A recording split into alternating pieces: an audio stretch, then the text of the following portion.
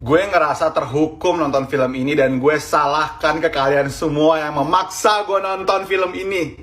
Welcome to Ganding Review. Gue mau bahas Satria Dewa Gatot Kaca yang masih sementara tayang di bioskop. Kayaknya tiap hari gue dibombardir followers gue untuk mereview film ini ya. Mungkin karena gue sering bahas superhero dan agak aneh nggak bahas film superhero Indonesia terbaru. Oke, sebelum gue mulai review ini, gue mau acknowledge seluruh jajaran cast dan kru yang terlibat di film ini. Khususnya untuk Mas Hanung, Rizky Nazar, Edward Akbar, Kang Yaya, dan Kang Cecep. Review jujur gue ini tidak sedikit pun mengurangi rasa hormat gue dan apresiasi gue atas kontribusi mereka di industri film tanah air. Dan gue sebagai filmmaker pun belum tentu bisa lebih baik dari mereka-mereka ini. Tapi di sini gue memposisikan dari kacamata penonton atau kacamata sebagai konsumen ya. Oke. Filmnya fail banget. Di review-review gue biasanya gue nyeritain lagi premis singkatnya. Tapi karena gue saking bingung sama cerita Gatot Kaca ini apa, mengarah kemana, gue udah lost banget dan gak tahu apa yang tadi gue tonton. Ini sebenarnya tentang apa? Dendam kah? Cinta? Persahabatan kah? Kekuasaan kah? Uang? Atau apa sih? The story was all over the place. Gue gak baca komiknya dan I'm sure most people yang nonton juga enggak. Tapi terlalu banyak istilah-istilah yang bikin gue jadi lost. Kurowo, Pandawa, apalah, gue